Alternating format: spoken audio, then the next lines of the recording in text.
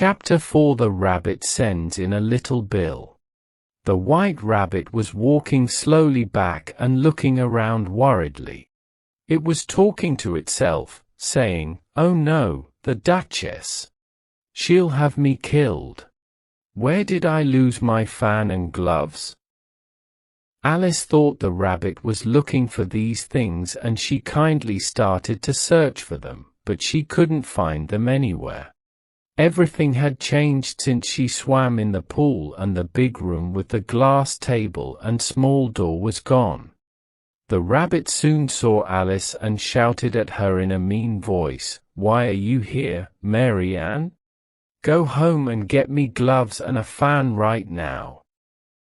Alice was scared and ran away without saying anything. She thought to herself, "He thinks I'm a housemaid. He'll be surprised when he finds out who I am." She needed to find his fan and gloves to give him.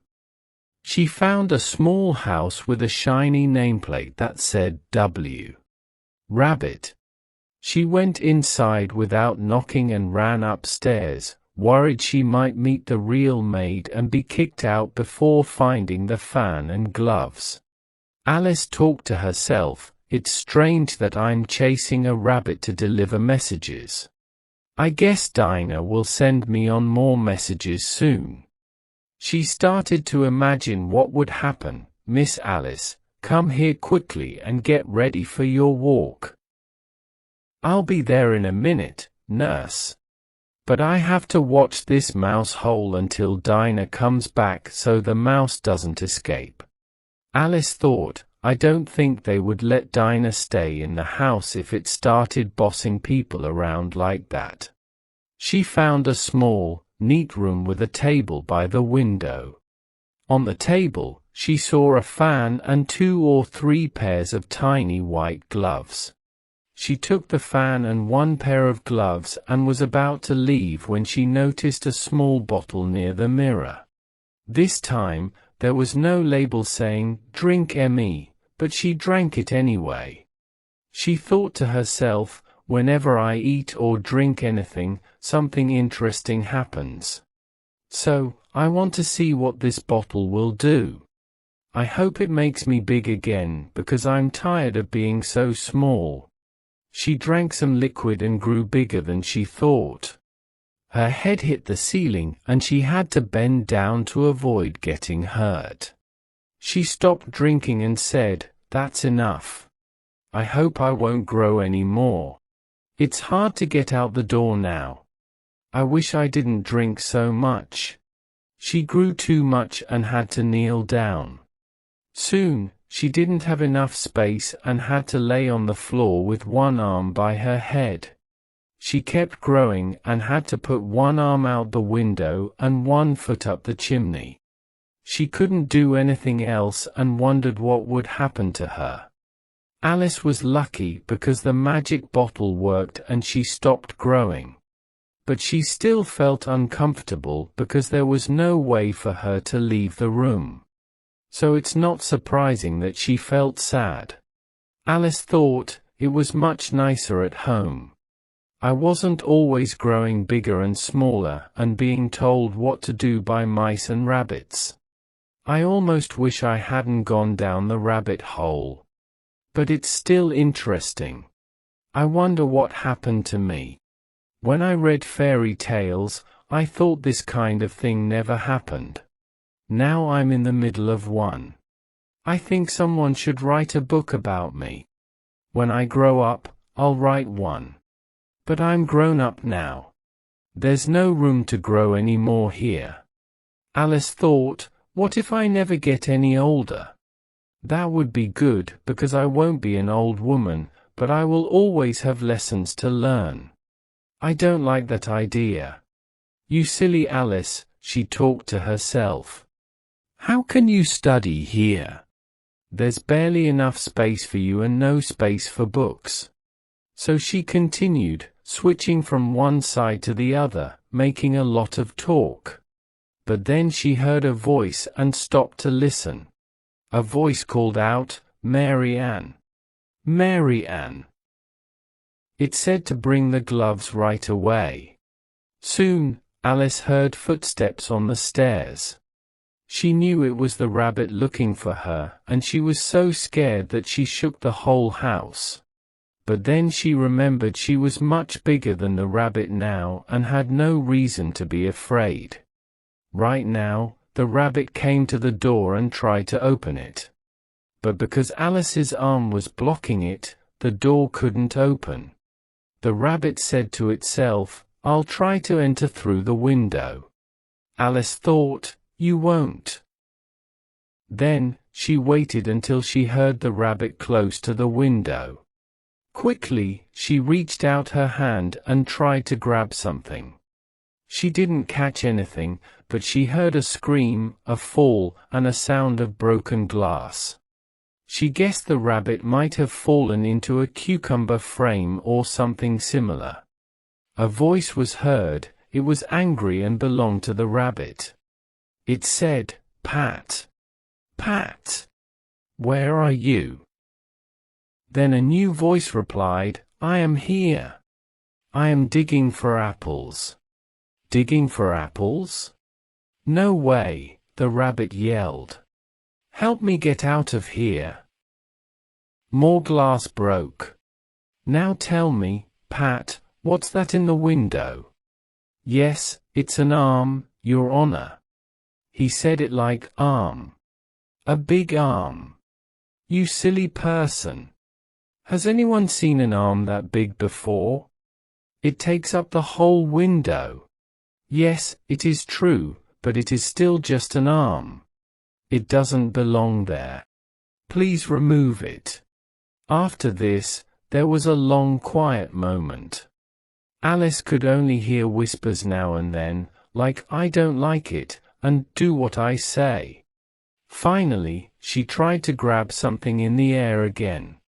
This time, she heard two small screams and the sound of broken glass. Alice thought, there must be many cucumber frames. She wondered what would happen next. She hoped they could pull her out of the window because she did not want to stay there anymore. She waited for a while but didn't hear anything. Then she heard the sound of carts and many voices talking at once. She could make out the words, "Where's the other ladder?" and "Bill, go down the chimney." There was a loud crash and someone asked, "Who did that?" But no one wanted to go down the chimney. "Bill has to come down the chimney?" Alice thought. People put everything on Bill.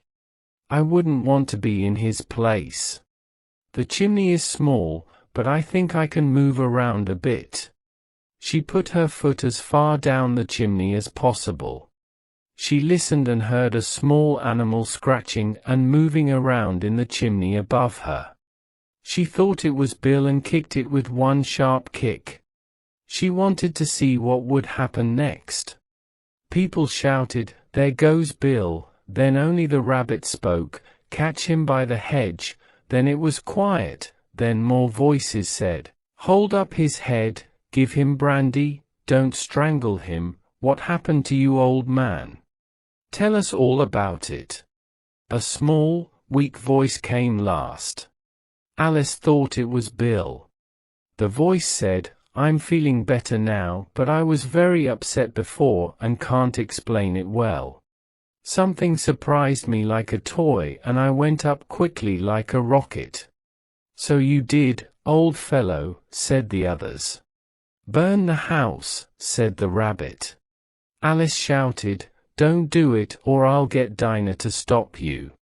There was quiet suddenly. Alice wondered what would happen next. She thought, if they were smart, they would take the roof off. After a short time, they started moving again. Alice heard the rabbit say, "Let's start with one load. What's in the wheelbarrow?" Alice wondered. Soon after, small stones came flying through the window and hit her face. She decided to stop it and yelled, "Don't do it again." But there was no response. Alice saw that the stones were turning into small cakes. She was surprised. She had a good idea. If she ate one cake, she thought it would change her size. It could not make her bigger, so it must make her smaller. She ate a cake and became smaller. She left the house and saw many small animals and birds. They were helping the lizard, Bill. When they saw Alice, they ran towards her, but she escaped by running into a forest.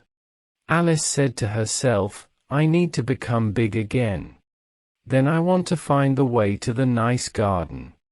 That sounds like a good plan. The plan was good, but she didn't know how to start. While she was looking around nervously, she heard a sharp bark and looked up quickly. A big puppy was looking at Alice with big round eyes and trying to touch her with one paw. Alice talked in a friendly voice and tried to whistle to the puppy. She was scared that the puppy might be hungry and eat her. She didn't know what she was doing, so she picked up a small stick and held it out to the puppy. The puppy was very happy and jumped up in the air with a yelp. It ran at the stick, pretending to play with it. Alice moved behind a big thistle to avoid being run over. When she came out from behind the thistle, the puppy ran at the stick again and fell over. Alice ran around the thistle again, thinking the puppy was like a big horse and was afraid of being stepped on. The puppy kept running at the stick, barking, until it finally sat down, tired, with its tongue out and its eyes half closed. Alice saw a good chance to escape, so she started right away and ran until she was very tired and couldn't breathe. The puppy's barking became very quiet in the distance. Alice said, "What a cute puppy it was. I would have loved to teach it tricks if I was the right size. Oh no, I almost forgot I have to grow big again. How will I do that? I have to eat or drink something, but what?" Alice looked at the flowers and grass, but didn't see anything to eat or drink. She saw a big mushroom and decided to look on top of it. She stood on her toes and looked over the top of the mushroom. She saw a big blue caterpillar sitting there, smoking a hookah and ignoring everything around it.